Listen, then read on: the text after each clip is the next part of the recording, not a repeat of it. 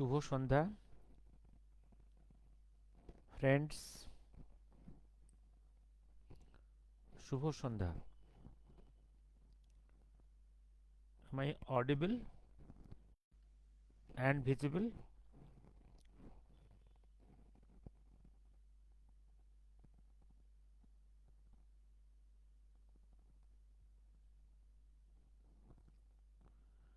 Yes, I am audible and visible.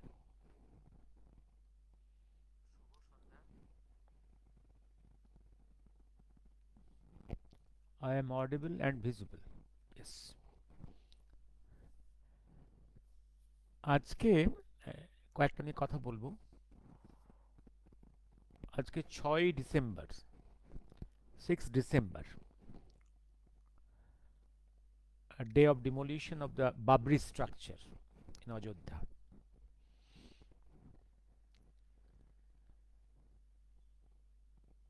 সেইটার রিয়াকশনে আজকে মুর্শিদাবাদে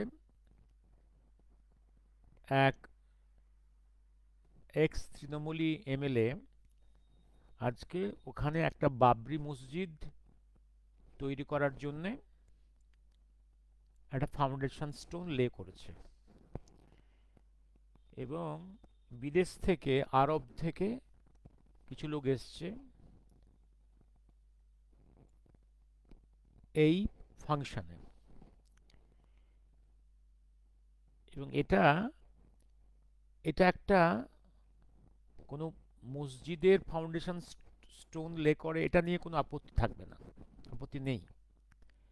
কিন্তু বাবরের নাম নিয়ে এটাই একটা দুশ্চিন্তার কারণ। বাবর একজন আক্রমণকারী, তার প্রতি এখনো পর্যন্ত কিছু ভারতবর্ষের মুসলমান ভাইদের এই যে ভালোবাসার যে মানসিকতা, এইটা তাদের মানসিকতাকে প্রকাশ করছে। তারা যে এত হাজার বছর, এবং এত হাজার বছর, এত বছর থেকে এখানে, এবং মেজরিটি এখানে তারা কনভার্টেড, তাদের মানসিকতা হচ্ছে তারা, তাদের পূর্বপুরুষরা চাপে বাধ্য হয়ে, তরবারির ভয়ে তাদের পূর্বপুরুষরা সনাতন থেকে ইসলামে কনভার্ট করেছিল। তাদের সাইকিটা রয়ে গেছে সেই অত্যাচারী, মন্দির ধ্বংসকারী সেই বাবরের প্রতি তাদের ভালোবাসা রয়ে গেছে। এটা তাদের সাইকি, তাদের মানসিকতাকে প্রকাশ করে। তারা মনে প্রাণে ভারতীয় হতে পারেনি, এটাই প্রমাণ। কিন্তু মসজিদের ফাউন্ডেশন লে করলে আপত্তি ছিল না, কিন্তু বাবরকে স্মরণ করা, বাবরের প্রতি ভালোবাসা, এটা হচ্ছে তাদের মানসিকতাকে প্রমাণ করে তাদের মানসিকভাবে এখনো তারা ভারতীয় হতে পারেনি। ভারতবর্ষের সভ্যতা কোনো রিলিজিয়াস civilization নয়. It is not a religious civilization in the sense of religion of Christianity or Islam, যেটা আজকের মুসলিম কান্ট্রিগুলো বা খ্রিস্টান কান্ট্রিগুলো। ভারতবর্ষের সভ্যতা কালচারাল সিভিলাইজেশন, কালচারাল সিভিলাইজেশন। সেই কালচারাল সিভিলাইজেশনের একটা খুব গুরুত্বপূর্ণ জায়গা হচ্ছে গীতা। গীতা ভারতবর্ষের সভ্যতার,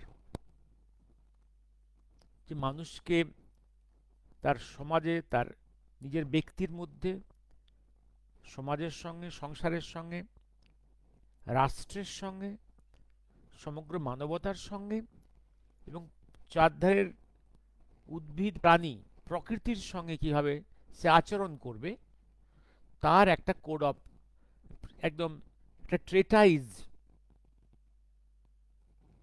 একটা মহাগ্রন্থ, তার কোডেড, তার আচরণ। এখানে আছে জ্ঞানকাণ্ড, ভক্তিকাণ্ড, কর্মকাণ্ড। মানুষের একটা মানুষ্য জীবনকে পরিপূর্ণ করতে যেগুলো লাগে, একটা প্রিসাইজ ট্রেটাইজ, মানুষের চিন্তা কর্ম কি হবে তার গাইডলাইন্স। এখানে কোনো রিলিজনের কথা নেই, এখানে হচ্ছে মনুষ্য ধর্মের কথা। ভারতের সভ্যতার এই যে প্রায় ৫,৫০০ বছর আগে যে গ্রন্থ, যে ট্রেটাইজ লিখিত হয়েছিল, সেটা আমাদের সভ্যতার ন্যাশনাল হেরিটেজের একটা ভীষণ বড় গুরুত্বপূর্ণ অংশ। আমাদের রাষ্ট্রকে গঠন করতে গেলে, সমাজকে গঠন করতে গেলে, ব্যক্তিজীবন গঠন করতে গেলে এই ট্রেটাইজ কনস্টিটিউশন আমাদের রেসপেক্ট করা উচিত।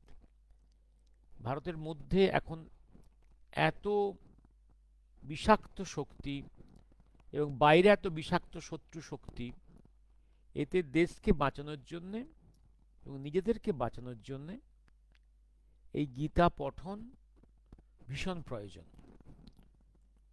সুভাষচন্দ্র তার তার তার তার জীবনে গীতার গুরুত্ব ছিল। তিনি যখন ভারত থেকে বাইরে গিয়েছেন সঙ্গে গীতা নিয়ে গেছেন, যখন সাবমেরিন এসেছেন সেই গীতার সঙ্গে, যুদ্ধক্ষেত্রে সবসময় একটা পকেট গীতা। মহাকাল পর্যায়েও তিনি গীতা গ্রন্থ বিতরণের কথা বলেছেন, গীতা পাঠের কথা বলেছেন, এবং আগামীকাল এই পশ্চিমবাংলার মাটিতে ব্রিগেড প্যারেড গ্রাউন্ডের দ্বিতীয় যে গীতাকে কেন্দ্র করে সমাবেশ, এবং এই বঙ্গে পরপর যে তিনটে, প্রথম মায়াপুর, তারপর 2003-এ এই ব্রিগেড প্যারেড গ্রাউন্ড, এবং আগামীকাল 7 তারিখ আবার যে অনুষ্ঠান হতে চলেছে গীতাকে কেন্দ্র করে, এইটার সাফল্য কামনা করি। আপনারা যারা পারবেন সবাই আসুন, এটা দেখুন। এটা কারণ নিজে নিজে গীতা পাঠ করার মধ্যে একটা মিনিং আছে, একটা ইন্সপিরেশন আছে, আবার সংঘবদ্ধভাবে এই গীতা পাঠ তার একটা অন্য অন্য একটা অন্য অন্য প্লেন আছে, অন্য অনুভূতি আছে।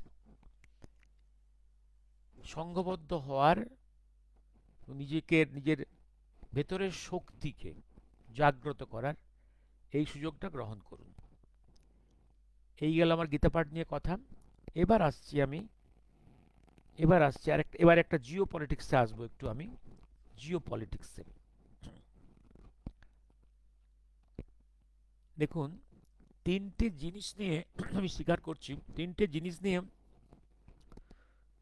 মহাকালের কথার মধ্যে যেখানে উনি বলেছেন যে যিশু এই ভারতেই ছিলেন, তার শিক্ষা জীবনটাই ভারতবর্ষেই, এবং জীবনের শেষ প্রান্তে আবার এই ভারতেই ছিলেন, এবং এখানে তার শেষ বংশধররা এখনো আছে। এই যে কথাগুলো বলি, এইগুলোর মানে বুঝতে গিয়ে মোটামুটি দেশ বিদেশের যিশু সংক্রান্ত অনেকগুলো বই পড়তে গিয়ে একটা জিনিস দেখলাম, যে জিউসদের যে 12টা লস্ট ট্রাইবস আছে, তার মধ্যে one of them in the Afghanistan, এবং ভারতবর্ষে কিছু আছে। একটা অংশ আছে একদম নর্থ ইস্ট ইন্ডিয়াতে। আমার এইটুকু রিডিং ছিল নর্থ ইস্ট ইন্ডিয়াতে। আর আরেকটা জায়গায় এই একটা আমার রিডিং। আরেকটা রিডিং ছিল যেটা হচ্ছে যে মণিপুরের যে প্রবলেম ভারতবর্ষের আজকে, যে ওখানকার যে আদি বাসিন্দা যারা বৈষ্ণব, যারা সনাতনী, যারা মেইতি, তাদের সঙ্গে কুকিদের যে সংঘাত, এই কুকিরা আসছে একদম মূলত ভারতের অ্যাডজয়নিং মণিপুর, ভারতে অ্যাডজয়নিং বার্মা অঞ্চল থেকে, কতগুলো মুক্তাঞ্চল থেকে এই কুকিরা আসছে, ভারতবর্ষে প্রবেশ করছে। তারা প্রধানত খ্রিশ্চিয়ানস, তারা ড্রাগস স্মাগলিং করে, এবং সেই ড্রাগস স্মাগলিং যে টাকা পায় সেখানে অস্ত্র কেনে, এবং ভারতবর্ষের এবং মণিপুরের বিভিন্ন হিলস অঞ্চলে তাদের স্ট্রংহোল্ড তৈরি করেছে। অ্যান্ড মেইতিরা, they have lost lands to the hands of this Kukis, এবং সেখানে এবং এই মেইতিরা সব খ্রিশ্চিয়ান মিশনারিজরা সেখানে খুব অ্যাক্টিভ, ওদেরকে খ্রিশ্চিয়ান কনভার্সন করেছে, এবং those are threats to the security of India না অলসো অফ মণিপুর। এই একটা জায়গায় রিডিং, এটা নিয়ে অসংখ্য সংঘাত কয়েক বছর ধরে চলছে, এটা নিয়ে দেখেছেন আপনারা। আর একটা জিনিস, আর একটা রিডিং দেখছিলাম যে ইসরায়েলের প্রধানমন্ত্রী নেতানিয়াহু ভারতবর্ষে আসছেন, তার সঙ্গে ভারতবর্ষে অনেকগুলো প্লেনসে প্রোগ্রাম। একটা প্রোগ্রাম হচ্ছে যে উনি চান যে এই যে মেইতিরা এখানে আছে এদের মধ্যে বহু হাজার মেইতিকে এই এই কুকিদেরকে উনি ইসরায়েলে নিয়ে যাবেন, সেখানে হি উইল ইনভেস্ট প্রফিউজ, অনেক অনেক অর্থ উনি নিয়োগ করবেন তাদের সেটেলমেন্টের জন্য। আমি এই তিনটে জায়গায় অবাক হয়ে গেলাম, একটা লিঙ্ক আপ আছে। এই লিঙ্ক আপটা আগে আমি বুঝতে পারিনি, এখন এই লিঙ্ক আপটা দেখছি। দেখুন, একদম এটা ঐতিহাসিক সত্য যে one of the lost tribes of the Jews আর ইন নর্থ ইস্ট ইন্ডিয়া, একদম পাহাড়ি অঞ্চলে সেদিন, এবং জীবন রক্ষার জন্য, নিজেদের সিকিউরিটির জন্য তারা জেরুজালেম থেকে পালিয়ে এসেছিল। তারা সমুদ্রপথে এসে একদম খুব সেফ জায়গাতে, সিকিউর জায়গাতে নিজেদেরকে শেল্টার নিয়েছিল। এই ভারতবর্ষ, এই ভারতবর্ষ তখন বার্মার এর অংশ ছিল, এখানে শেল্টার নিয়েছিল। তারা ইহুদি ছিল, কিন্তু ইহুদিরা পরবর্তীকালে দেখা যাচ্ছে অ্যাজ ইহুদি সার্ভাইভ করতে পারেনি। তারা অ্যাজ ট্রাইবেলস, যাদের সারফেসের এই রিলিজনটাকে ইরেজ করে ফর দেয়ার সেফটি এই লোকালিটির সঙ্গে মিশে যেয়ে তারা এই কুকির মতো তারা জীবনযাপন করেছে। এবং পরবর্তীকালে তাদের, তারা যখন মিশনারিদের ওখানে গিয়েছে, তা মিশনারিরা এই সুযোগে তাদেরকে in the name of giving security তাদের কনভার্ট করিয়েছে খ্রিশ্চানিটিতে। এবং এই খ্রিশ্চান কনভার্সন করে তারা মনে করছে they have got the security, এবং তারা এই ভারতবর্ষের মণিপুরে প্রবেশ করে তারা আরো সিকিউর হতে চাইছে। They have left the insecure areas in Burma, has enter into the hills area of the Manipur. দেখুন এইবার, এবং এই যে কুকিরা এই মুহূর্তে ইন্ডিয়ার সিকিউরিটির কাছে একটা থ্রেট টু মণিপুর অলসো। এই জায়গাটা এই লিঙ্ক আপ হচ্ছে। এবার আবার নেতানিয়াহুর তার যে aspiration, escalation of the Israel boundary, সেই, এবং তার লোকের দরকার, হি নিডস ম্যান পাওয়ার। এই কুকিদেরকে সেখানে নিয়ে গিয়ে আবার back to Jews, back to Judaism and man power, এইটা সে পেতে চাইছে। প্লাস ইন্ডিয়ার সঙ্গে এবার যে মুহূর্তে এই যে কুকিরা একটা বড় অংশে এখানে চলে যাবে, এই যে কুকিদের মধ্যে যে অ্যান্টি ইন্ডিয়া একটা টেরোরিস্ট অ্যাক্টিভিটি, এইটা অনেকটা ব্রেকডাউন করবে, অনেকটা কুল ডাউন করবে। এইখানে হচ্ছে ইন্ডিয়ার সঙ্গে ইসরায়েলের এইটা understanding. Plus Israel is getting back one of the portions of his lost tribes. তার লোক সংখ্যাও, তার কারণ ইসরায়েল লোক সংখ্যা মাত্র ৮০ লক্ষ, তারও লোকের দরকার। এইটা একটা অদ্ভুত লিঙ্ক আপ আমার মনে হচ্ছে। তাছাড়া ইসরায়েলের সঙ্গে ভারতের যোগাযোগের এটা একটা কালচারাল লেভেলে, হিস্টোরিক লেভেলে। কারণ এই জিউসদের যখন জীবন বিপন্ন হয়ে গেছিল আজ থেকে ২০০০ বছর আগে যিশুর শিষ্যদের সঙ্গে সংঘাতে, সেই সময় তারা অনেকে শেল্টার নিয়েছিল এই ভারতবর্ষের বিভিন্ন প্রান্তে, বিভিন্ন একদম ওয়েস্টার্ন ইন্ডিয়া, একদম কাশ্মীর রিজিয়ান, হিমালয়ান রেঞ্জেস এবং নর্থ ইস্ট ইন্ডিয়াতে। কোথাও কিন্তু তাদেরকে চাপ দেওয়া হয়নি to change their religion. With dignity, with honour, they could live here. এবং কারো প্রাণহানি হয়নি, তারা সম্মানের সঙ্গে তারা বাঁচতে পেরেছে। এইখান থেকে জিউসদের একটা কৃতজ্ঞতা বোধ, প্লাস ইসরায়েলের তাদের existence name, when the existence always threatened by 56 Muslim countries in Asia and Africa, North Africa, সেখানে একটা কান্ট্রি ভারতবর্ষ, যার লোকসংখ্যা 150 কোটি, তার সঙ্গে একটা আত্মীয় সম্পর্ক থাকাটা, তারা অলওয়েজ ফিল সিকিউর। প্লাস ভারতবর্ষেরও একটা স্বার্থ হচ্ছে, ভারতবর্ষের বিপদে আপদে, যদিও দীর্ঘদিন ভারত তার অয়েল ডিপ্লোমেসির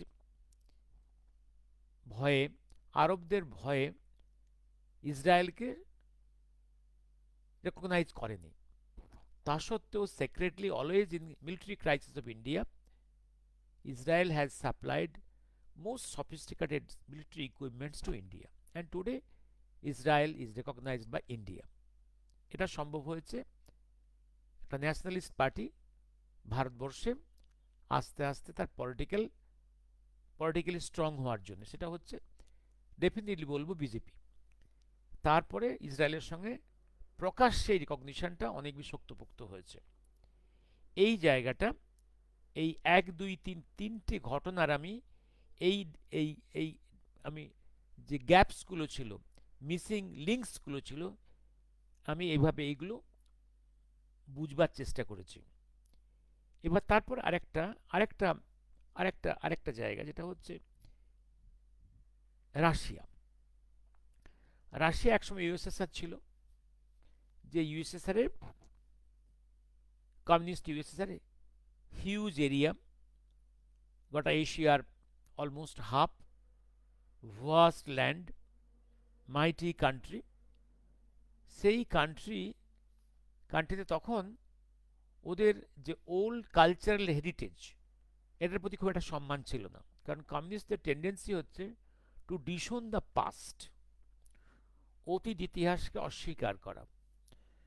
কিন্তু আজকের আপনার ব্রেকডাউন অফ দ্য ইউএসএসআর যে ফ্র্যাগমেন্টেশন হয়েছে, এখন Russia is turning towards their heritage, তাদের কালচারাল ন্যাশনালিজম, এই ন্যাশনালিজম যাচ্ছে। তার কারণ এটা বুঝে গেছে from the learnings of their initial defeats in the first second great war, যে কোনো কান্ট্রির পক্ষে তার হেরিটেজকে স্বীকার করা, সম্মান করা, এটা তাকে স্ট্রেংথ দেবে। তার অতীতের প্রতি সম্মান, অতীতের জ্ঞান গরিমা থেকে সঞ্চয় নেওয়া, সম্পদ নেওয়া, একটা জাতিকে শক্তি দেবে। এবং মনে রাখতে হবে, একসময় রাশিয়া ছিল মুনি ঋষিদের দেশ। যে সময় ভারত থেকে মুনি ঋষিরা পায়ে হেঁটে বৈকাল লেকে স্নান করতে যেত, পুণ্য সঞ্চয় করতে যেত, বৈকাল লেক, যারই পাশের ওম শহর।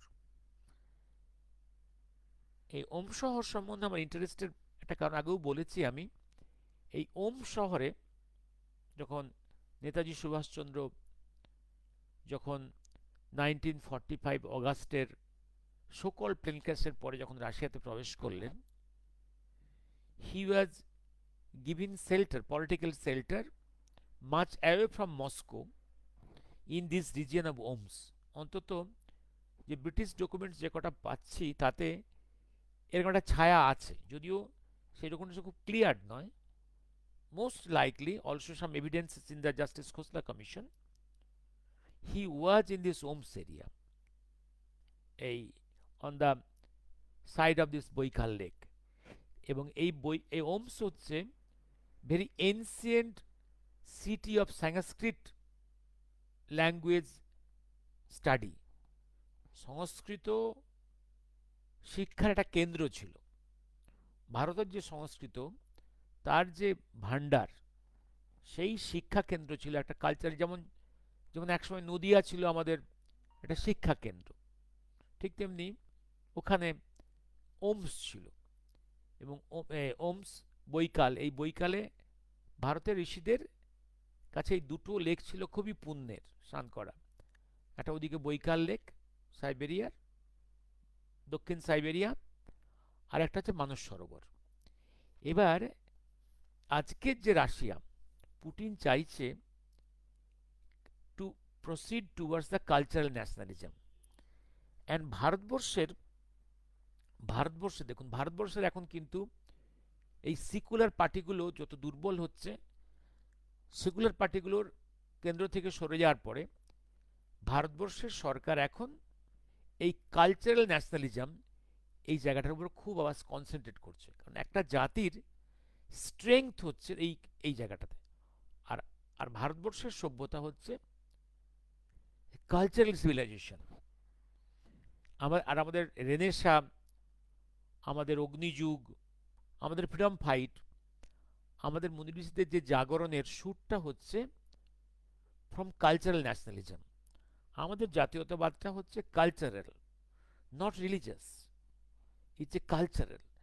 ভারতবর্ষের এনসেন্ট হিস্ট্রি হেরিটেজকে সম্মান করে তার উপর দাঁড়িয়ে গোটা পৃথিবীর নতুন যে জ্ঞান বিজ্ঞানকে সঙ্গে যোগ করে নতুন ভারতবর্ষ তৈরি করা, অতীতকে স্বীকার করে, এই কালচারাল ন্যাশনালিজম।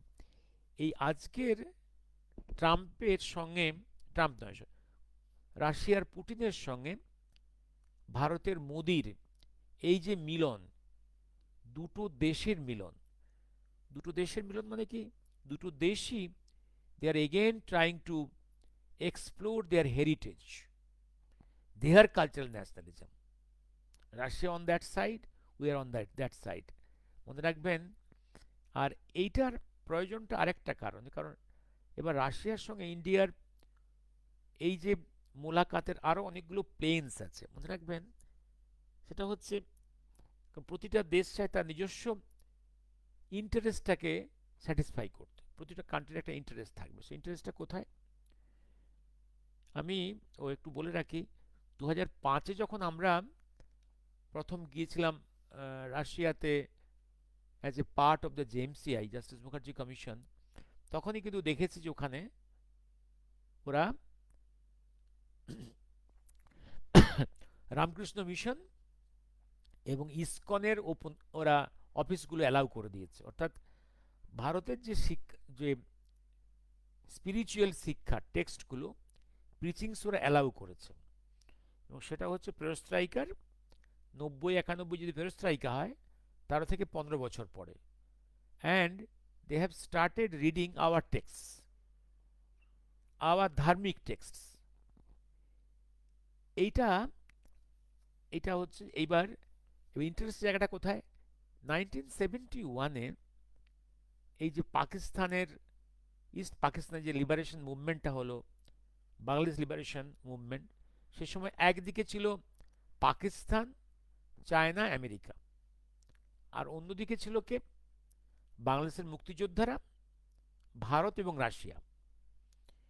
এইখানে জয়ী হয় ভারত, মুক্তিযোদ্ধা এবং রাশিয়া।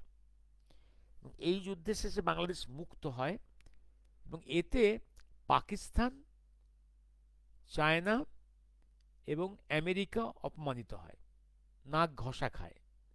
এবং এরপরেই আমি এটা আলোচনা করেছি, এরপরেই একটা ওরা চক্রান্ত করে, পাকিস্তান এবং চায়না, আমেরিকা যৌথভাবে একটা চক্রান্ত করে যে কি করে ভারতকে কি করে ক্ষতি করা যায়, ভারতের ক্ষতি করা যায়, কে ভারতকে আনস্টেবল করা যায়।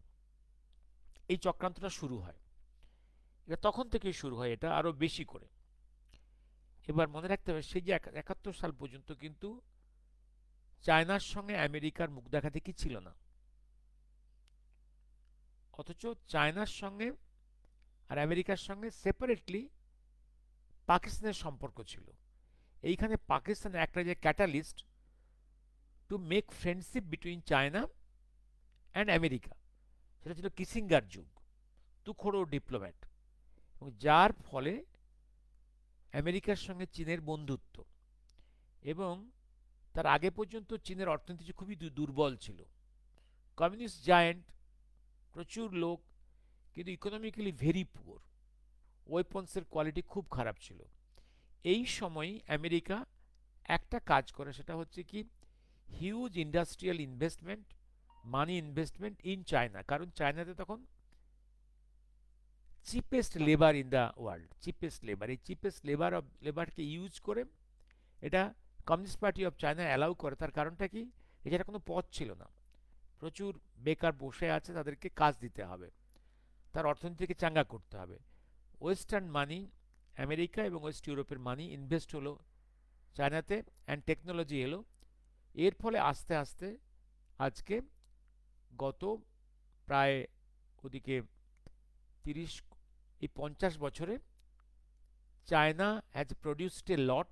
নাও China has become the production house of the consumer goods of the world, particularly of the Europe and Africa, এবং তারা প্রভূত ধনী হয়েছে। এই ধনী হওয়ার ফলে কি হয়েছে, ভেবেছিলাম একটা জায়গা হচ্ছে, আমি আগে জানতাম যে ইন্ডিয়াকে দুর্বল করার জন্যই এই চক্রান্ত, না, একই সঙ্গে এখন দেখছি তারা রাশিয়াকেও দুর্বল করেছে। কারণ সে সময় আমেরিকার টার্গেট ছিল to reduce the strength of the USSR and also to make the political situation of India unstable, breakable, volatile, আরো দুর্বল করা। তা কিন্তু সে পেরেছে এবং রাশিয়া দুর্বল হয়েছে। এবং তারও পরে আরো, এবং আরেকটা জিনিস করেছে ওই সময় আমেরিকা, চীন, পাকিস্তান আরেকটা ডিজাইন করেছিল। সেই ডিজাইনটা হচ্ছে যে ভারতবর্ষকে ডিরেক্টলি মিলিটারি হিট করে দুর্বল করা যাবে না, ওদের মধ্যে ইনফিল্ট্রেশন ঘটাতে হবে, ঘটিয়ে ডেমোগ্রাফিক চেঞ্জ করে ফ্রম ইনসাইড থেকে টেরোরিস্ট তৈরি করে, ফ্রম ইনসাইড তাকে উইক করা, ইনসাইডে অনেকগুলো মিনি পাকিস্তান তৈরি করা। এবং 71-এর পরে প্রথম, মানে আমি বলেছি বহুবার যে সিপিএমকে ওরা তোল্লা দিয়েছে, সিপিএমকে তোল্লা দিয়ে পশ্চিমবাংলার ক্ষমতায় নিয়ে এসছে। সিপিএম মনে রাখবেন, এই সিপিএম হচ্ছে আমেরিকা, চায়নার, পাকিস্তান ডিজাইনের একটা অংশ। এরা ওপার বাংলা থেকে, পূব পাকিস্তান থেকে, বাংলাদেশ থেকে ইন মিলিয়ন্স ইনভিটেশন করিয়ে এখানে রেশন কার্ড দিয়েছে, রেশন কার্ড দিয়েছে, দিয়ে তাদেরকে সিটিজেনশিপ বানিয়ে তাদের ভোট ব্যাংক তৈরি করেছে এবং প্রচুর টেরোরিস্ট সেই সঙ্গে ঢুকেছে। এই একটা। এবং পরবর্তীকালে টিএমসিপি সেই একই মেকানিজমে একদম, এবং টিএমসিপি যে আমেরিকান ডিপ স্টেটের একটা সঙ্গী প্লেয়ার, এ নিয়ে আজকে কারো সন্দেহ থাকার কথা নয়। কারণ টিএমসিপি নেত্রী মমতা যখন ক্ষমতা এলো, যখন ওথ টেকিং সারিমনি, যেখানে আমেরিকান ডিপ স্টেটের এক অন্যতম কর্মকর্তা lady Clinton was personally present in that ceremony of oath taking of Mamata Banerjee. এটা কখনো দেখেছেন আপনারা, ভারতবর্ষের কোনো স্টেটের কোনো মুখ্যমন্ত্রী ওথ নিচ্ছে, আমেরিকান ফরেন সেক্রেটারি এসে সেখানে উপস্থিত, কখনো দেখেছেন আপনারা? এবং এই যে ইনফিল্ট্রেশন ফ্রম ওপার Bangla into West Bengal and West Bengal, এবং এসে সঙ্গে সঙ্গে আধার কার্ড পাওয়া, ভোটার কার্ড পাওয়া, প্যান কার্ড পাওয়া, সব কিছু পেয়ে যাচ্ছে।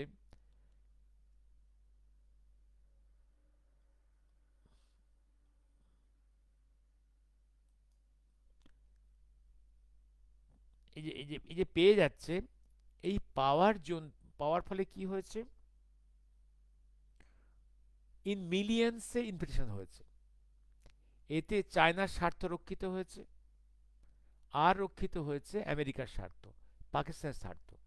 ভারতবর্ষে প্রচুর মিনি পাকিস্তান তৈরি হয়ে গেছে। আর আগে যেমন সিপিএম তার ভোট ব্যাংক বৃদ্ধি করেছিল, এখন টিএমসি ভোট ব্যাংক বৃদ্ধি করেছে। এগুলো হচ্ছে চক্রান্ত। এবার এই যে রাশিয়া কেন, এই তো ভারতের এটা প্রবলেম। এবার ভারতের কাছে যত আজকে চীনের সঙ্গে যত বন্ধুত্ব হোক না কেন, চীন is very unstable friend of India, fully trust করা সম্ভব নয়। America very unstable friend, permanent হিসেবে ফ্রেন্ড হিসেবে গ্রহণ করা সম্ভব না। অনেক অবিশ্বাসের জায়গা আছে, চীনের সঙ্গে অবিশ্বাসের জায়গা আছে। এই জায়গাতে আর যখন আমেরিকা আমাদের সঙ্গে এই মিসবিহেভটা করলো ট্যারিফ নিয়ে, এবং আমাদের এনার্জি সোর্স এর জন্য আমরা আরব ওয়ার্ল্ডের উপর নির্ভর ছিলাম, এবং আরব ওয়ার্ল্ডের সঙ্গে নির্ভর থাকার জন্য আমরা বহু বছর ভারতবর্ষ ইসরায়েলকে রেকগনাইজ করতে পারেনি। কিন্তু আমাদের যত আমরা এনার্জি সোর্স নিয়ে আমরা স্টেবল হয়ে যাব, আমরা আজকে যখন অল্টারনেটিভ এসে গেছে আমার রাশিয়া, আমরা অত বেশি dependent on the Arab world. আগে আমাদের মূল সাপ্লাই ছিল ফ্রম দ্য আরব ওয়ার্ল্ড, এখন আমাদের অল্টারনেটিভ এসে গেছে রাশিয়া। সুতরাং আমরা সেই সুযোগটা গ্রহণ করব, এতে আমাদের dependence of the Arab oil আমাদের কমে যাবে এবং আমাদের ন্যাচারালি আমরা অনেক ফ্রিলি ইসরায়েলের সঙ্গে বন্ধুত্ব প্রকাশ্যেই কন্টিনিউ করতে পারবো। এই একটা জায়গা। আর আর রাশিয়ার সঙ্গে আমাদের রাশিয়ার অব্লিগেশন, কারণ রাশিয়া তার এনিমিজ পড়ে আছে পুরো ইউরোপ জুড়ে, গোটা east and west Europe, America সর্বত্র। Russia needs friendship, also Russia needs his area of business. এখানে এখানে India is a good ground, তার স্বার্থের জায়গা। এবং যদিও এই ইউক্রেন ওয়ারের প্রেক্ষাপটে রাশিয়াকে অনেকটাই ডিপেন্ডেন্ট হয়েছে চীনের উপরে, তারপর কোরিয়ার উপরে, কিন্তু রাশিয়া একটা জায়গায় ভয় পেয়েছে, too much dependence on China is not safe for Russia. Too much dependence on China is not safe for Russia. Russia is not a trustworthy nation. কখন কি বিট্রে করবে কেউ জানে না, কারণ তাদের কমন ফ্রন্ট আছে, কমন এরিয়া আছে, এবং 64 তাদের তো মঙ্গোলিয়ানে মারামারি হয়েছে, একদম দুটো আর্মি ফেস টু ফেস যুদ্ধের পশ্চারে চলে গেছিল। কথা আছে সেই সময় মহাকাল এই দুটো কমিউনিস্ট কান্ট্রিকে সেটেল করে দিয়েছিলেন।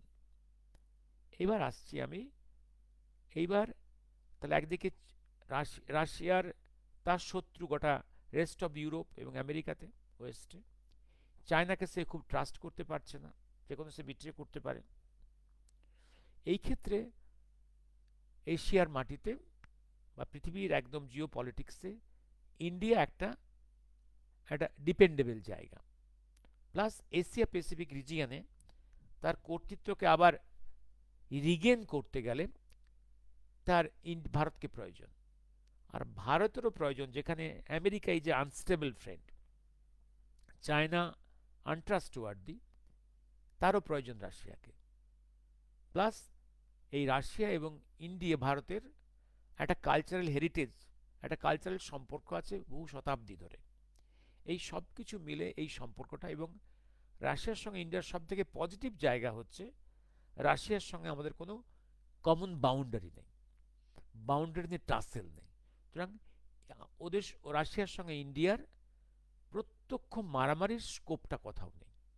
আর এটা খুব অদ্ভুত জায়গা, যে একটা প্যারাডক্স যেটা হচ্ছে, আপনারা মনে করতে পারেন যে ইসরায়েল তো belonging to the America West Europe group, Israel belongs to the anti Russian group, that is the pro America pro Europe.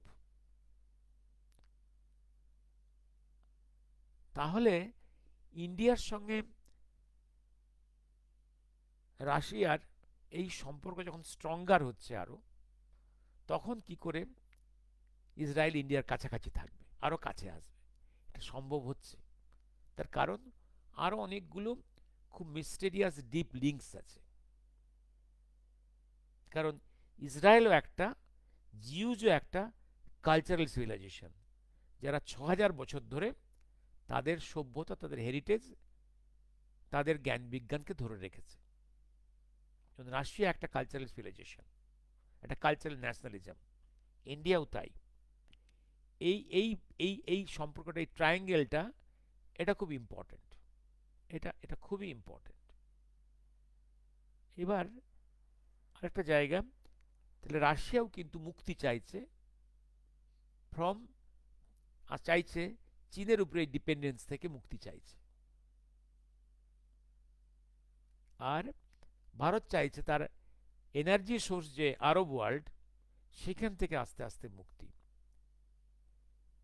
India তার multiple source of energy explore করেছে। তারা অনেক ইন্ডিপেন্ডেন্ট, সে অনেক ইন্ডিপেন্ডেন্টলি ম্যানুভার করতে পারবে। রাশিয়াও যেখানে corner হয়ে গেছিল গ্লোবাল পলিটিক্সে, সে ইন্ডিয়ার সঙ্গে, ইন্ডিয়া হাজার হোক একটা কান্ট্রি অফ 150 crores, এইখানে সে একটা বড় মার্কেটও পাচ্ছে, একটা হিউজ জোন অফ ফ্রেন্ডশিপও পাচ্ছে। এইটা। এবার আরেকটা জায়গা হচ্ছে, হ্যাঁ, এবার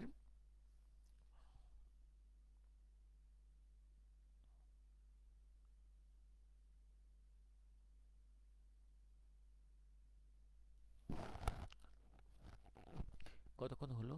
এবার আরেকটু বলে আমি থেমে যাব।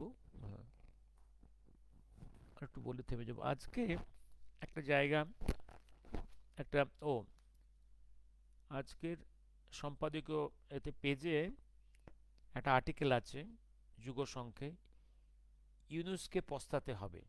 কটা লাইন একটু এখানে মূলত হচ্ছে আমাদের ফরেন পলিসি সংক্রান্ত একটা জায়গা, আর্টিকেল একটু পড়ে শোনাচ্ছি। হাসিনা সরকারের আমলে মোহাম্মদ ইউনুসের বিরুদ্ধেও ছিল তার মাইক্রো ফিন্যান্স ব্যাংকের বিরুদ্ধে দুর্নীতির বিভিন্ন অভিযোগ। কয়েকদিন আগে বাংলাদেশের একটি সাপ্তাহিক পত্রিকায় খবর চমক দিয়েছে সবাইকে। মোহাম্মদ ইউনুসের গ্রামীণ নেটওয়ার্কের সঙ্গে জঙ্গি কার্যকলাপের যুক্ত ব্যক্তিদের যোগ রয়েছে বলে দাবি করা হয়। বাংলাদেশের সাপ্তাহিক ব্লিজ পত্রিকায় এটা প্রকাশিত হয়েছে। তাদের অভিযোগ, বাংলাদেশের অন্তর্বর্তী সরকারের প্রধান উপদেষ্টা মোহাম্মদ ইউনুসের সংস্থার সঙ্গে এমন কয়েকজনের যোগ আছে যারা ওসামা বিন লাদেন ও আল কায়দাকে অর্থ যোগান দিয়েছে বলে দাবি করেছে পশ্চিমী দুনিয়ার গোয়েন্দা সংস্থাগুলি। সংবাদ মাধ্যমটি আরও জানিয়েছে, 2023 সালে আমেরিকার গুপ্তচর সংস্থা সিআইএর তথ্যের ভিত্তিতে যে তালিকা প্রকাশ করা হয়েছিল তাতে সৌদি ব্যবসায়ী মোহাম্মদ আব্দুল লতিফ জামিলের নাম পাওয়া যায়। তিনি গ্রামীণ মাইক্রোফিন্যান্স বোর্ডের মেম্বার ছিলেন, অর্থাৎ এই মোহাম্মদ ইউনুসের সহযোগী। বাংলাদেশের এই পত্রিকা আরও দাবি করেছে, জামিল ছিলেন ভারতের সংগঠিত 9/11 সন্ত্রাস হামলার মূল চক্রী ওসামা বিন লাদেনের অন্যতম অর্থ লগ্নিকারী। তাহলে এতদিন যেটা মানুষ বুঝতে পারেনি, আজ তা সকলের কাছে পরিষ্কার, এই যে জঙ্গিদের আঁতুড়ঘর পাকিস্তানের সঙ্গে মোহাম্মদ ইউনুসের এত দহরমোহন সুদীর্ঘ দিন ধরে। এবং এই কথা তথ্যটা প্রকাশ পাচ্ছে বাংলাদেশের একটা পত্রিকায়, বাংলাদেশ ব্লিজ পত্রিকাতে।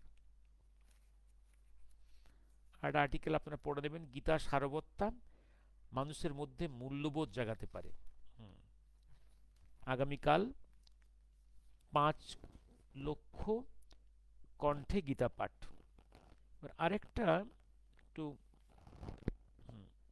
আরেকটা কতগুলো, হ্যাঁ, আরেকটা আর্টিকেল আপনারা পড়ে নেবেন, যেটা হচ্ছে, এটা আমি বলেছি, হ্যাঁ, এটা হচ্ছে শুক্রবার গতকালের সম্পাদকীয় পেজের আর্টিকেল যুগ সংখ্যের।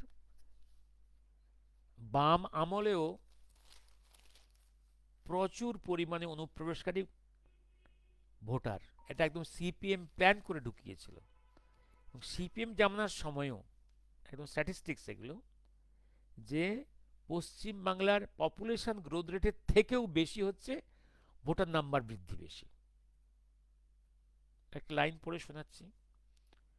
1982 সালের 1 জানুয়ারি থেকে 1991 সালের 1 জানুয়ারি পর্যন্ত বাম আমলের এই 9 বছরের ভোটারদের সংখ্যা বেড়েছিল 30.2% অন্য হারে। অন্যদিকে ওই ওই একই সময়ে 10 বছরে জনসংখ্যা বেড়েছিল মাত্র 24%। তাহলে 24% লোক সংখ্যা বাড়লো আর ভোটার সংখ্যা বাড়লো 30%। এটা সিপিএম এর অসাধারণ কীর্তি। বহুবার বলেছি আমি, ইন মিলিয়ন্স ইনফ্লেশন ঘটেছে, সেগুলোকে একদম ভোটার কার্ড, তখন তো আর অন্য সব কার্ড ছিল না, যে আধার কার্ড, প্যান কার্ড এগুলো ছিল, তখন রেশন কার্ড ছিল একদম গ্রামীণ নেতাদের, একদম স্টেট মেকানিজম, স্টেট মেশিনারি এই সমস্ত অনুপ্রবেশকারীদের হাতে রেশন কার্ড তুলে দিয়েছিল এবং সব ভারতীয় বানিয়ে দিয়েছিল। এই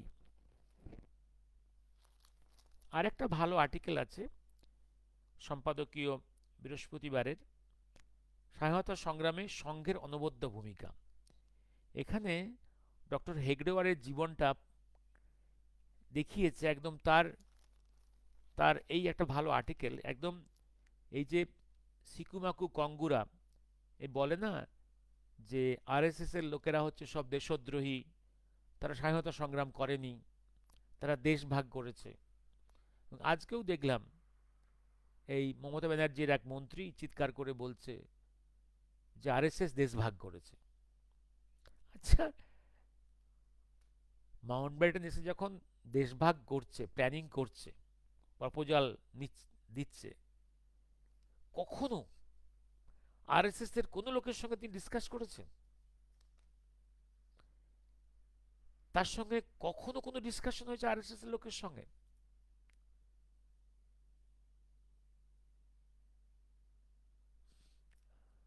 আপনার প্রণাম নেবেন জয়শ্রী বড়ুয়া। কখনো কখনো has Mount ever discussed regarding this partition of India? Ever? তার ডিসকাশন কার সঙ্গে? মূলত প্রথম সাক্ষাৎকার গান্ধীর সঙ্গে, নেহরু প্যাটেল, এদিকে জিন্না এন্ড লিয়াকত, আর এখানে আর আকালি দলের নেতাদের সঙ্গে, দুজনের সঙ্গে। এই তো 3, 2, 5, 2, 7 জনের সঙ্গে কয়েকটা এপিসোডে discussion. Has he ever discussed with in discussion table ever RSS characters are there? Even they are, when এই যে পশ্চিমবাংলা সিপিএম চিৎকার করে শ্যামাপ্রসাদ মুখার্জি বাংলা ভাগ করেছে, ভারত ভাগ করেছে, was Shyamaprasad ever discussed on this issue of partition of India? Shyaprasad came into the picture only when you decided, you planned, you decided partition of India. তখন বাঙালি হিন্দুর কি হবে? এই এই প্রোগ্রামে Shyamaprasad in the picture. and you the scoundrel communists, তোমরাই ভারত ভাগের মুসলিম লীগের ঝান্ডা ধরেছিলে, তোমাদেরই স্লোগান ছিল no Pakistan, no transfer of power, no Pakistan, no transfer of power. Scoundrel, মনে রেখো, ইউ দ্য স্কাউন্ড্রেলস। একদম chronologically, it is the first under the leadership Madras Congress passed the resolution for partition of India, Raja Gopalachari. Then Muslim League demand prior to that. Then communists came in the picture. Communists demanded. Then came Congress platform to support this plan. Where is RSS? Where is Shyaprasad?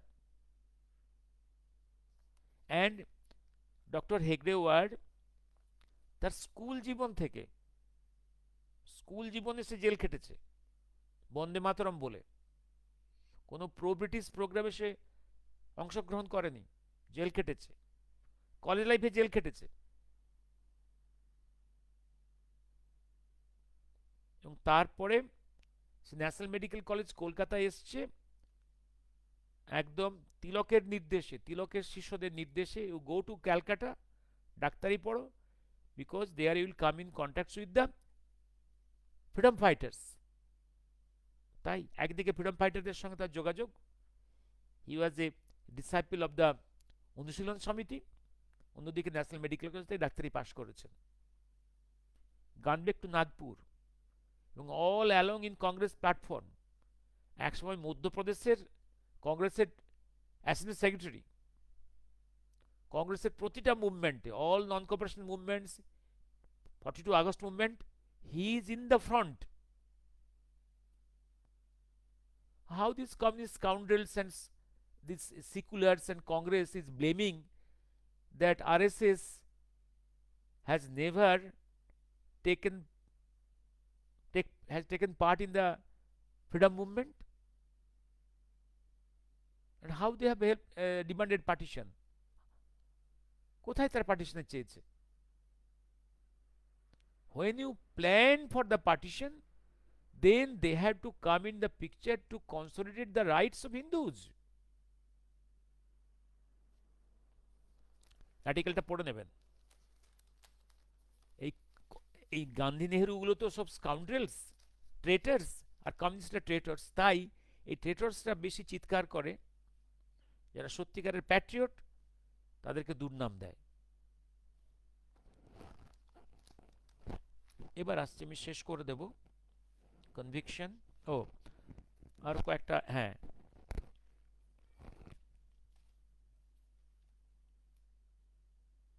ও আরেকটা জিনিস যেটা হচ্ছে আর্টিকেলটা, একটা ভালো article, বিশ্বে আধ্যাত্মিকতা ও উন্নয়নের দৃষ্টান্ত অযোধ্যা। অযোধ্যা, আপনারা অযোধ্যা তো কয়েকবার গিয়ে দেখুন তো, অযোধ্যার প্ল্যানটা চিন্তা করুন তো, অযোধ্যার প্ল্যানটা চিন্তা করুন, হাউ ইট ইজ রিভাইভড। বহু আগে বলেছি, এই অযোধ্যার এই যে ব্রোকেন বাবরি স্ট্রাকচারের পাশে আমি দুটো এপিসোড দেখিয়েছি, দুটো পিরিয়ডে ভগবানজি ওখানে ছিলেন। একদম, এবং জাস্টিস মুখার্জি কোনো এভিডেন্স থেকে দেখিয়েছি, তিনি এই যে রামলালার এখানে অ্যাপিয়ারেন্স হলো, এ সম্বন্ধে তার কে অভিব্যক্তি, অর্থাৎ একদম পরবর্তীকালের যে রাম জন্মভূমি মুভমেন্ট হবে, তার তার plan programme, and he disappear from the scene before the action started. তার কারণটা হচ্ছে, অ্যাকশন স্টার্টের সময় যদি উনি থাকতেন, তাহলে উনার প্রেজেন্সটা এক্সপোজড হয়ে যেত। আমি বহুবার বলেছি, পৃথিবীতে এমন কোনো শক্তি নেই যে রাম জন্মভূমি মুভমেন্টকে ধ্বংস করতে পারবে। এখানে এটা হবেই, মন্দিরটা হবেই। Even before the publication of the supreme court, এ কথা আমি বহুবার বলেছি এবং সেটা লিখেওছি। Before the publication of the supreme court results, আমার বইও লেখা হয়ে গেছিল যে এখানে মন্দির হচ্ছেই। এবার দেখুন, এবার ইকোনমিক সাইডটা দেখুন আজকে, এবং রামায়ণের রামায়ণের পরিধি দেখুন। গোটা গোটা ফার ইস্ট এশিয়া, গোটা সাউথ ইস্ট এশিয়া রামের হেরিটেজ বহন করে। আপনি লাওস, কম্বোডিয়া থেকে আরম্ভ করে ওদিকে ইন্দোনেশিয়া, বার্মা, থাইল্যান্ড, ভারতবর্ষ, সর্বপ্রান্তে এই যে সিকুমাকুরা কথা বলে যে রাম তো বহিরাগত, পশ্চিমবাংলার যে কোনো গ্রামে, যে কোনো পাড়ায় গেলে আপনি ইউ উইল গেট 10টা রাম পাবেন। পাড়ায় যদি 500 লোক থাকে একটা গ্রামে, অন্তত 10খানা নামের সঙ্গে রাম শব্দ যুক্ত আছে। Ram is so integrated in our cultural civilisation. এবং রামায়ণ একটা রাম একটা ঐতিহাসিক চরিত্র, ঐতিহাসিক চরিত্র। কারণ বাই এক্সকাভেশন রামায়ণে বর্ণিত সমস্ত জিওগ্রাফিক্যাল এরিয়াগুলো পাওয়া যাচ্ছে।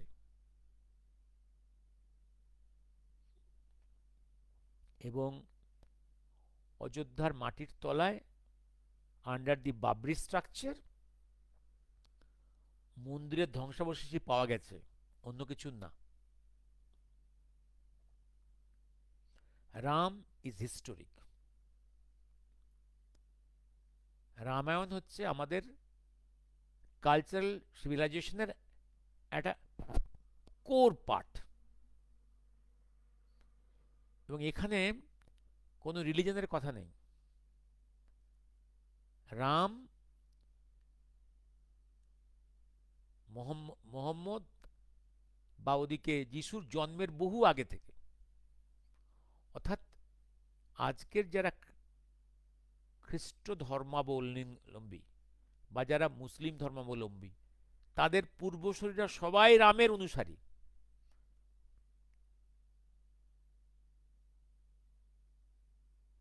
সুতরাং আর এই যে খ্রিস্টানিটি বা ইসলাম তাদের পূর্বপুরুষদের অস্বীকার করে, যে ডিসোন করে যে আমার কোনো পূর্বপুরুষ নেই, এটা তো মস্ত বড় মূর্খামি, এটা তো সুইসাইডাল। তোমার যদি কোনো হেরিটেজ না থাকে, তোমার যদি পূর্ব না, তুমি কোনখান থেকে এলে, এই বাস্তবতাকে তুমি কি করে অস্বীকার করবে? সেই যে মানব সভ্যতার সেই যে এই এশিয়ার এই অংশে এই যে ভূমি, এই সভ্যতা, এখানে রাম একটা চরিত্র, যে চরিত্র সেদিন মানুষের কর্তব্য বোধকে জাগ্রত করেছিল। He is the embodiment of dutifulness of man, humanity, of man.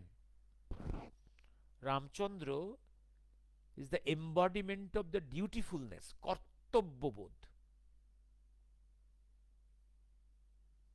কি করে ব্যক্তি জীবনে, পারিবারিক জীবনে, রাষ্ট্রীয় জীবনে, even as the ruler of a vast land, তার কি আচরণ হবে, সেই আচরণবিধির এম্বডিমেন্ট, কর্তব্য, যে জন্যে রাজপথের নাম হলো কর্তব্য পথ।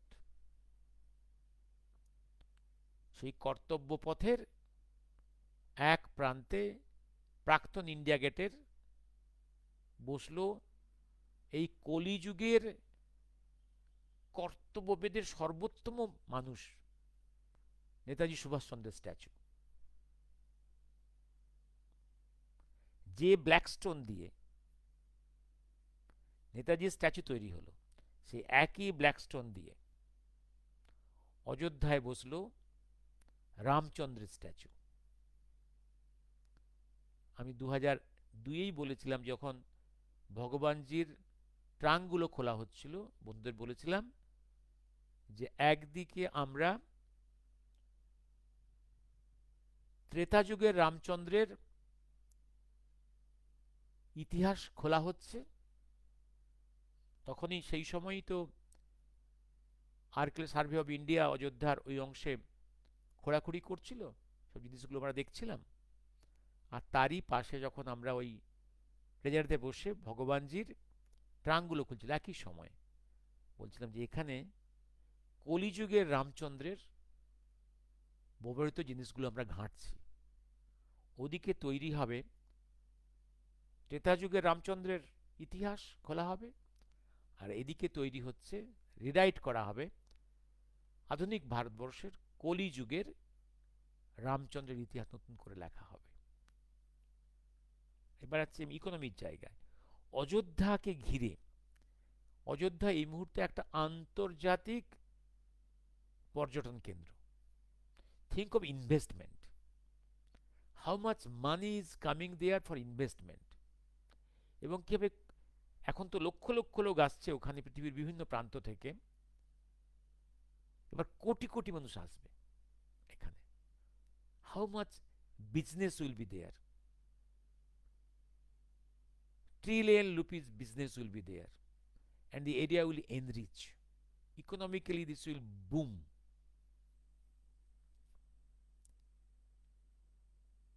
একটা পরিকল্পনার পেছনে তার history, heritage, spirituality, even economy, এবং সবকিছু মিলে একটা জাতীয়তাবাদ, একটা কালচারাল ন্যাশনালিজম। এই ন্যাশনালিজমটা ভারতবর্ষকে স্ট্রংগেস্ট রুট দেবে, যে রুটটার উপর দাঁড়িয়ে ভারতবর্ষ বহু যুগ খুব স্টেবল থাকবে। অন সাম ওই ম্যান, কোনো মানুষের তৈরি করা ইডিওলজি মানুষের তৈরি করা ডকট্রিন দিয়ে একটা একটা দেশ গড়া যেতে পারে, সেই দেশ ভেঙে পড়বে। ওই তো লেলিস্ট্যান গড়েছিল ইউএসএসআর, ভেঙে পড়লো মাত্র 7 দশকে। মাও কি গড়েছিল? মাওর কমিউনিস্ট কান্ট্রি, কমিউনিস্ট চীন চলে গেছে। মাও দেশটা শুধু বাইরেই আছে একটা কমিউনিস্ট কান্ট্রি, ভেতরে পুরো ক্যাপিটালিস্ট কান্ট্রি, ভোগবাদের জায়গা হয়ে গেছে। হ্যাঁ, মোহাম্মদ কি সাম্রাজ্য তৈরি করেছিল? খণ্ড বিচ্ছিন্ন হয়ে গেছে। এখানে ওই গান্ধী নেহেরু কি একটা সাম্রাজ্য তৈরি করেছিল? খতম। Most stable bedrock of a country is her cultural nationalism. আমাদের সেই পথে যেতে হবে। অযোধ্যা আমাদের কালচারাল ন্যাশনালিজম, এটা খুব বড় গুরুত্বপূর্ণ জায়গা।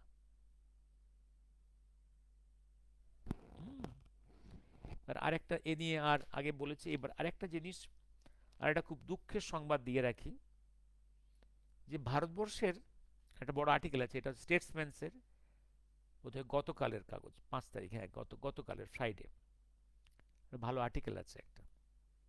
কি ট্র্যাজিক, জেল উইথাউট কনভিকশন। কি ব্রিটিশ যুগে মেজরিটি মানুষ থাকতে হতো উইথাউট ট্রায়াল ইন জেল। কোনো ট্রায়াল নেই, কোনো কনভিকশন নেই, অথচ জেলে বছরের পর বছর চলছে। সেই ট্র্যাডিশন থেকে আমরা বেরিয়ে আসিনি। আজও ভারতবর্ষের জেলে যত লোক বন্দি থাকে তার 70% উইথাউট ট্রায়াল, উইথাউট কনভিকশন। 30% হচ্ছে রিয়েলি কনভিক্টেড। এটা জাতির পক্ষে খুব লজ্জার। অথচ ওয়ার্ল্ডের ইন অল সিভিলাইজড কান্ট্রি সেখানে রেশিও ইজ রিভার্স। আমি এই কটা লাইন পড়ে শেষ করছি। In countries such as United kingdom, Canada, under trial prisoners constitute less than 20% of the prison population, thanks to robust bail system and efficient trial procedures there. In contrast, India's figure is nearly 70%, underscores the urgency of reform. The United Nations has, আমাদের ভারতবর্ষে without trial, without conviction 70% in the prison cell. তারা দোষী সাব্যস্ত হয়নি, ট্রায়ালও হয়নি। এটা হচ্ছে human রাইটসের violation. এটা দুর্ভাগ্য ভারতবর্ষের। এটা তো গেল এই একটা জায়গা। আর এটা তো অনেক জাজই স্বীকার করছে, সুপ্রিম কোর্টের জাজেরা, যে ভারতবর্ষের জাজেদের 50 to 70% জাজেস are corrupted, hugely corrupted. Police তো করাপ্টেড আছেই, কারণ একটা জাজমেন্টে লাগে, একটা পুলিশকে লাগে ফর এনকোয়ারি, তারা corrupted, and judiciary corrupted, and lower judiciary in Bengal আরও অবস্থা খারাপ, আরও খারাপ। কারণ এখন তো পশ্চিমবাংলার টিচার্সরা অনেক ফলস, অনেক জাজ ফলস লোয়ার জুডিশিয়ারির। কারণ lower judiciary appointment absolutely in the hands of the state government. সেই panel is very poison panel, very corrupted panel. Teachers panel, BDO panels, জাজেস panels, all are corrupted, false persons. বলে যা অবস্থা হয়েছে জুডিশিয়ারির।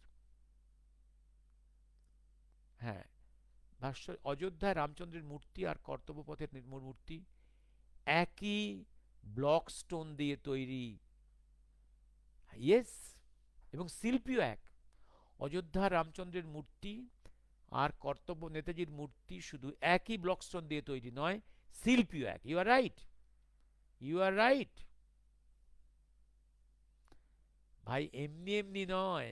রামকথা ভবনে এক পাশে অযোধ্যার মাটি থেকে উঠে আসা এই আর্টিফ্যাক্টসগুলো রাখা হলো মিউজিয়ামে, আর অপর পাশে রাখা হয়েছে ভগবানজির ট্রাঙ্ক থেকে যেগুলো আমরা খুলেছিলাম সেই ওনার ব্যবহৃত জিনিসপত্রগুলো, একই রামকথা ভবনে। হেগড়েওয়ার রামকৃষ্ণ মিশনের শিষ্য ছিলেন বলে শুনেছি। এবং সেই সঙ্গে he was a member, a disciple of Anushilan Samiti. হ্যাঁ, অনুশীলন সমিতি মহারাজা তৈলক্য মহারাজের সেই অর্থে শিষ্য, বিপ্লব মন্ত্রে দীক্ষিত। জ্যোতি বসুরা মিছিল করত। হ্যাঁ, যদি পারেন তবে আরএসএস, নেতাজি আর অরবিন্দ কানেকশন নিয়ে একটা ভিডিও বানাবেন। থ্যাংক ইউ জয়, যদি পারেন তবে আরএসএস, নেতাজি, হ্যাঁ, আমার প্রণাম নেবেন। হ্যাঁ, থ্যাংক ইউ, থ্যাংক ইউ, রাখি আজকে। শুভরাত্রি। কতক্ষণ হয়ে গেল? না, হয়ে গেছে। Let me stop here today.